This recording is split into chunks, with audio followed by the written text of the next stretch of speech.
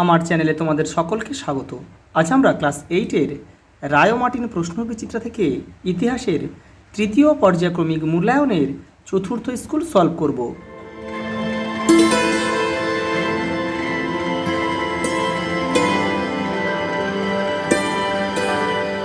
দেখো 4 নম্বর স্কুল।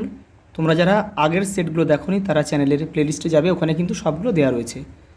দেখো প্রথম প্রশ্ন, এলিজা ইম্পের বানানো আইনগুলির বাংলা অনুবাদ করেছিলেন কে? Jonathan Duncan. সালটা ছিল 1783।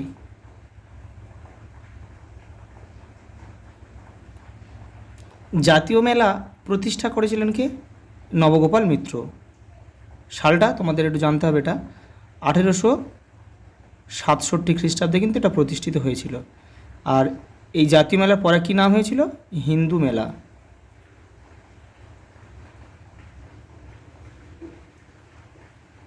ভৈরব কোন বিদ্রোহে উল্লেখযোগ্য ভূমিকা নিয়েছিল?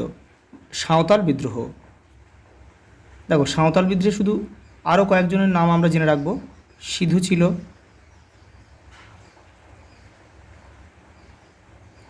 কানহু ছিল, চাঁদ,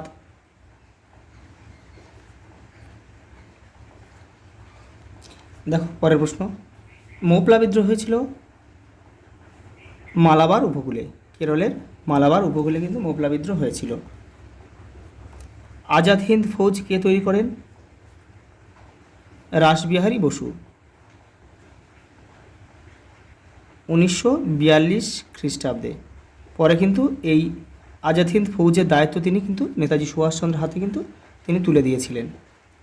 জাতীয় কংগ্রেসের প্রথম সভাপতি কে ছিল? ডক্টর উমেশচন্দ্র বন্দ্যোপাধ্যায়। আর জাতীয় কংগ্রেস প্রতিষ্ঠা হয়েছিল কবে? 1885 খ্রিস্টাব্দে মুম্বাইয়ের গোকুলচন্দ্র তেজপাল সংস্কৃত কলেজে। ভারত শাসন আইন পাশ হয় কত খ্রিস্টাব্দে? এখানে দেখো অপশান অনুযায়ী এখানে হবে কিন্তু আমাদের 1919, যেটা কিন্তু মন্টেগু চেমসফোর্ড সংস্কার আইন নামেও পরিচিত। রশিদ আলী দিবস পালিত হয়, এটা হবে 1946 খ্রিস্টাব্দে হবে। এটা 1946 খ্রিস্টাব্দে 12ই ফেব্রুয়ারি কিন্তু হয়েছিল, যেটা রশিদ আলী দিবস নামেও কিন্তু পরিচিত। বঙ্গীয় পৌর আইন তৈরি হয়েছিল 1932 খ্রিস্টাব্দে। জমি জরিপের ক্ষেত্রে ফ্র্যাঙ্কল্যান্ডের অসমাপ্ত কাজ শেষ করেছিলেন কে? হক ক্যামেরন। পরের প্রশ্ন দেখো, সঞ্জীবনী পত্রিকার সম্পাদক কে ছিলেন? কৃষ্ণ কুমার মিত্র।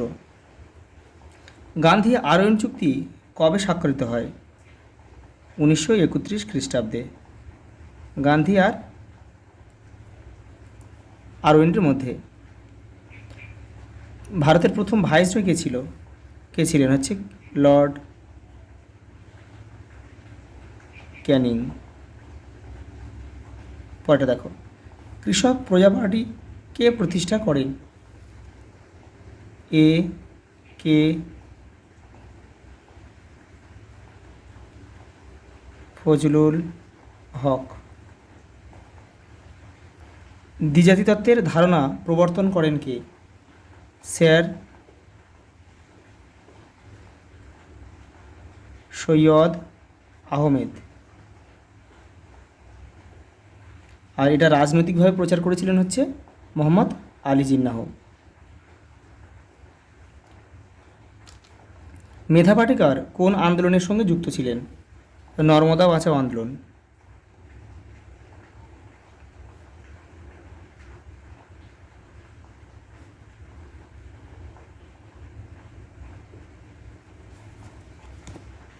পরের প্রশ্ন দেখো,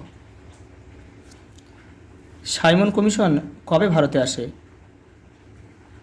1928 খ্রিস্টাব্দে।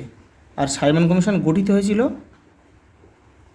1927 খ্রিস্টাব্দে। এটাও তোমরা কিন্তু জেনে রাখবে। সারে জাহাঁ সে আচ্ছা হিন্দুস্তান হামারা এই কবিতাটি কার লেখা? মোহাম্মদ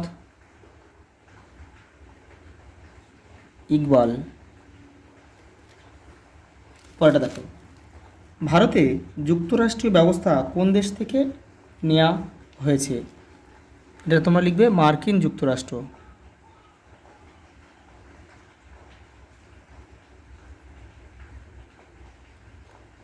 মার্কিন যুক্তরাষ্ট্র থেকে নেওয়া হয়েছে। পরেরটা দেখো, আজাদ হিন্দ বাহিনীর প্রথম ব্যাটালিয়ন কোথা থেকে ভারত অভিমুখে যাত্রা শুরু করেছিল? এটা হবে রেঙ্গুন থেকে।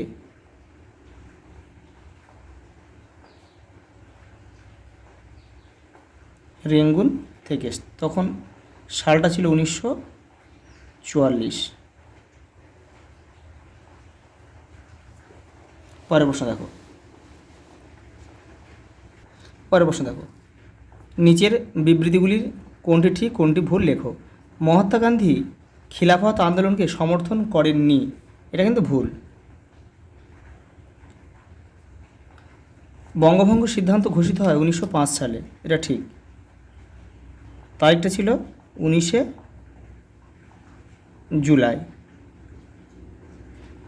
1919 খ্রিস্টাব্দে রাওলাট আইন পাস হয়, এটাও কিন্তু ঠিক, মার্চ মাসে।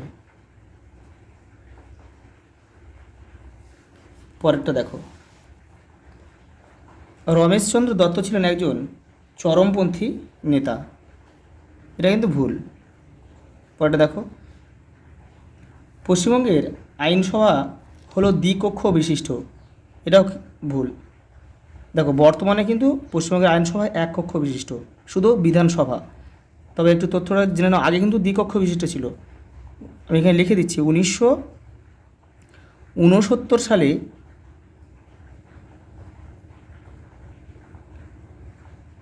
বিধান পরিষদ লুপ্ত হয়ে যায়। মানে 1969 সালের আগে পর্যন্ত কিন্তু পশ্চিমবঙ্গের আইনসভা দ্বিকক্ষ বিশিষ্ট ছিল, বিধানসভা আর বিধান পরিষদ।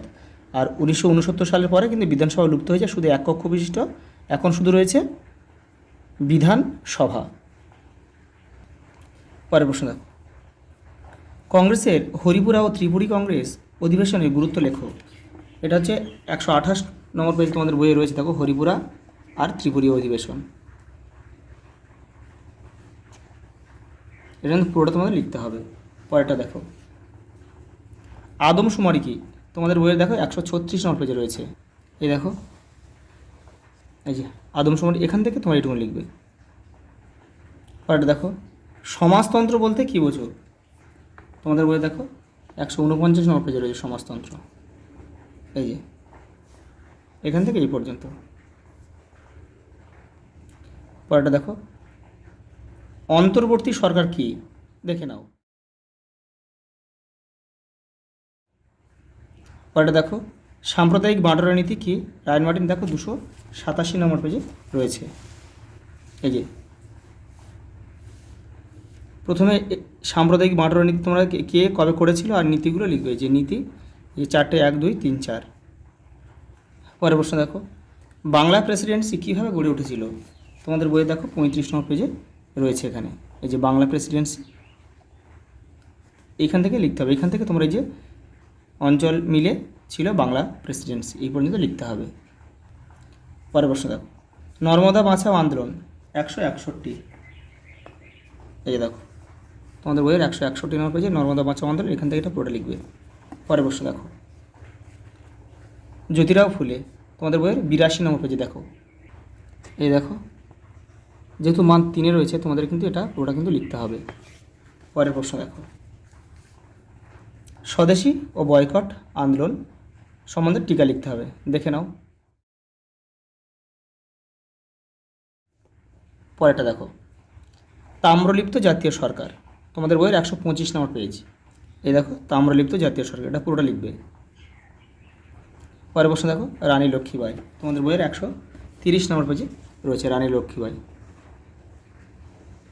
পুরোটা কিন্তু লিখতে হবে। দেখো পরের প্রশ্ন, 1857 খ্রিস্টাব্দের মহাবিদ্রোহকে কি ভারতের প্রথম স্বাধীনতা সংগ্রাম বলা যায়? তোমার উত্তরের সপক্ষে যুক্তি দাও। দেখো রায়ন মার্টিন 173 নম্বর পেজে রয়েছে, এই যে দেখো।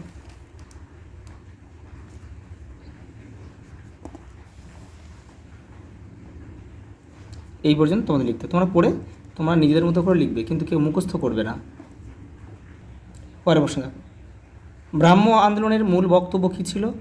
ব্রাহ্ম আন্দোলনের সীমাবদ্ধতাগুলি বিশ্লেষণ করো। দেখো রায়ন মার্টিন 164 নম্বর পেজে মূল বক্তব্য রয়েছে, দেখো এই যে মূল বক্তব্য, এই দুটো রয়েছে, উপরে একটা রয়েছে, এই দেখো। আর সীমাবদ্ধতা তোমরা এটা লিখবে, এই যে 1, 2, 3। পরের প্রশ্ন দেখো, বিংশ শতকের প্রথম দিকে বাংলায় বিভিন্ন গুপ্ত সমিতি গড়ে ওঠার কারণ কি ছিল? এই যে দেখো রায়ন মার্টিন 214 নম্বর পেজে রয়েছে, দেখো।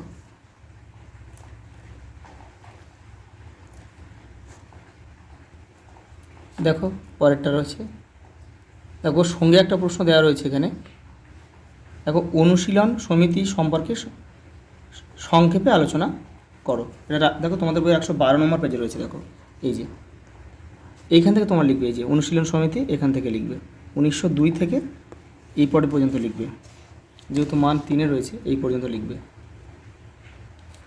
দেখো পরের প্রশ্ন, আইন অমান্য আন্দোলনের কারণ ও গুরুত্ব আলোচনা করে। দেখো কারণটা রয়েছে, দেখো রায়ন মার্টিন 238 নম্বর পেজে রয়েছে, এই যে এই কারণ পূর্ণ স্বরাজী।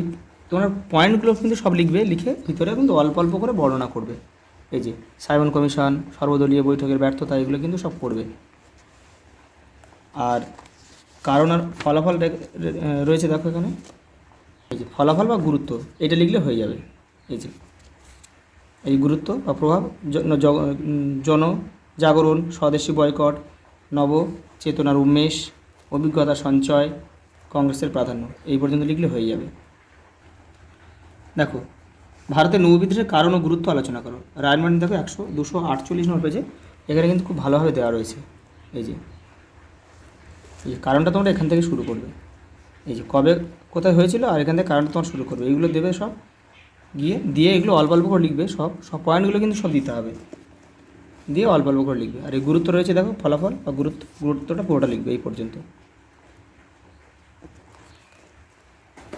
পরের প্রশ্ন দেখো, ঈশ্বরচন্দ্র বিদ্যাসাগরের সমাজ সংস্কার আন্দোলন সম্পর্কে আলোচনা করো।